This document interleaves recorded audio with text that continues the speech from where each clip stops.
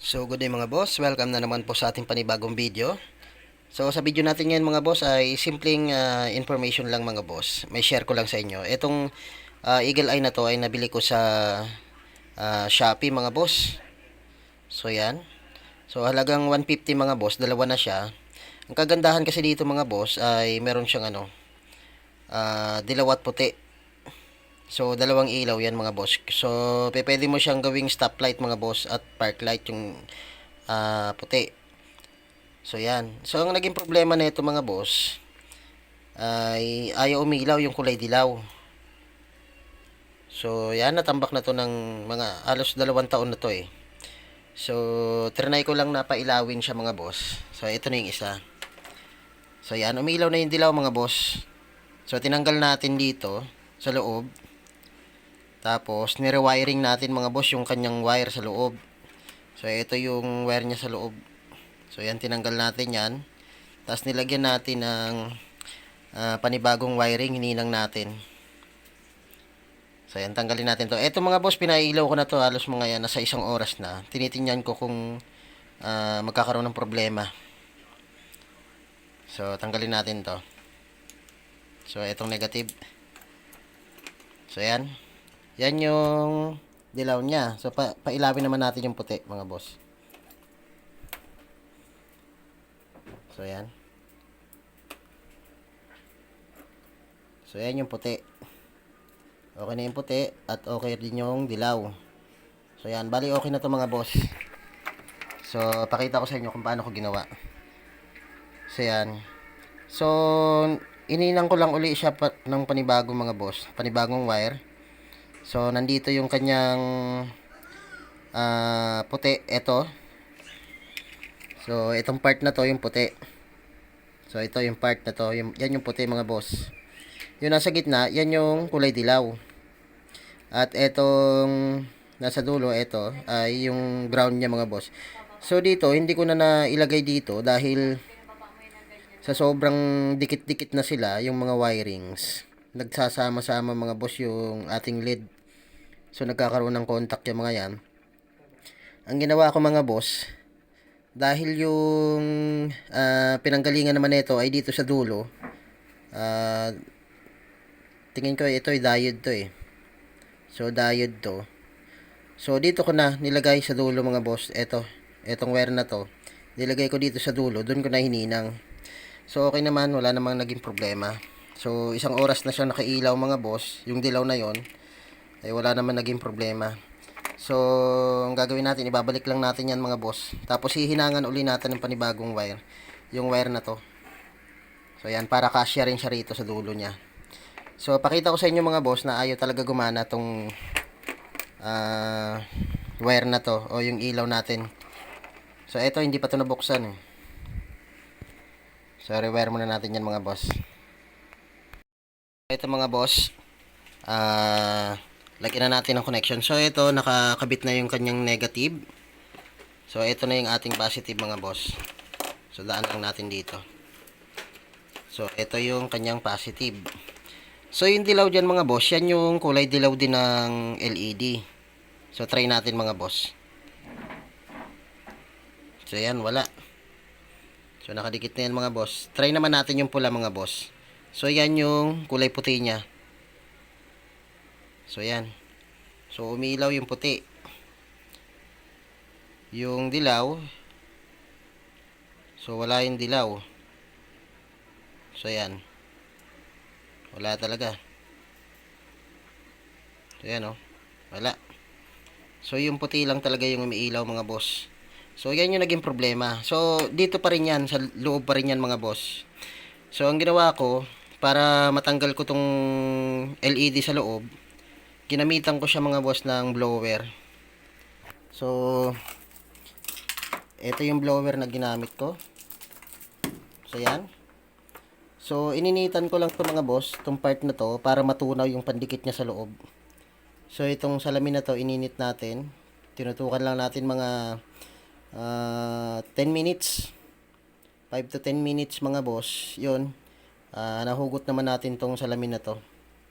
Yung pinaka cover niya. Tapos, sa pagtanggal, Itutulak lang natin tong wire mga boss para mailabas natin yung LED. Patulak. So ganun lang mga boss. So ito, ang gagawin natin, i-rewire natin mga boss, puputulan natin to. Tapos hihinangan natin dito sa dulo para maipasok natin siya dito. So yan. So simulan natin mga boss, i-assemble natin to.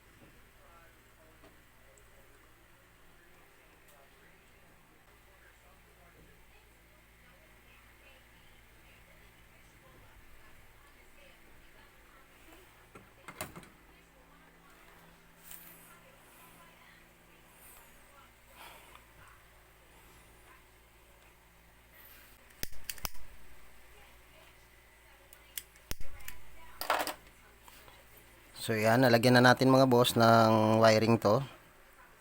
So gagawin natin mga boss, babalikuin lang natin.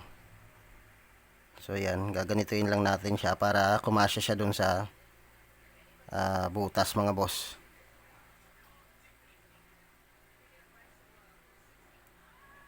Okay. So yan. So pasok na yan mga boss. So yan, may puti na tayo. Try naman natin yung dilaw.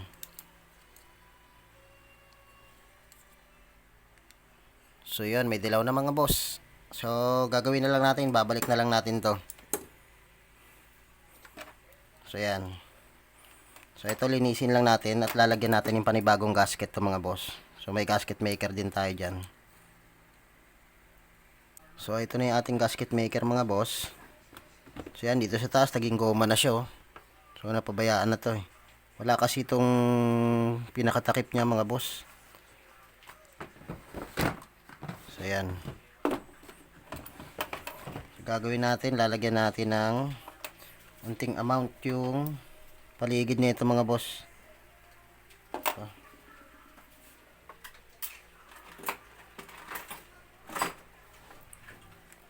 So lagyan natin dito.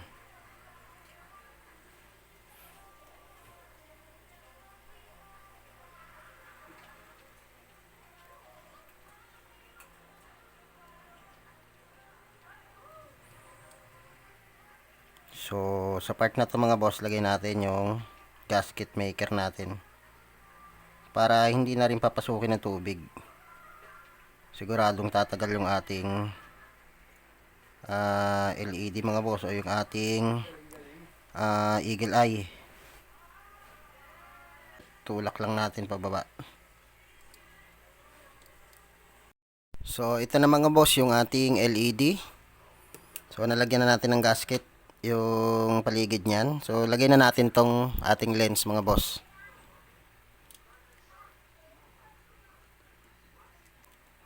Mas maganda sana dito mga boss kung yung ilalagay natin ay yung ano, yung super glue para dikit agad.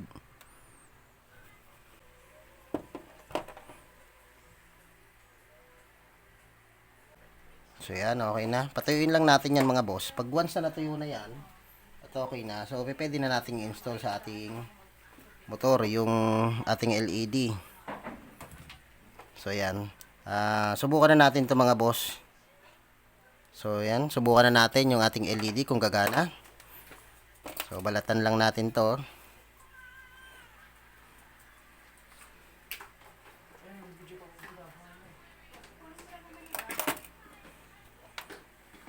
So yan.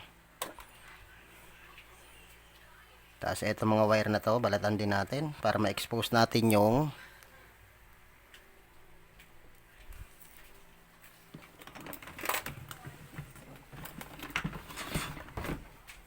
so yan, nabalatan na natin. So ito yung ating 12 volts supply. So taas natin to para makita nyo nagagana yung ating LED mga boss, o yung ating eagle eye. So lagay muna natin yung negative. So yan, may negative na tayo. So yan yung dilaw. So okay na yung dilaw. So yan, niliwanag yung mga boss. Sunod naman ay yung ating puti. So yan, okay na yung puti natin at yung dilaw.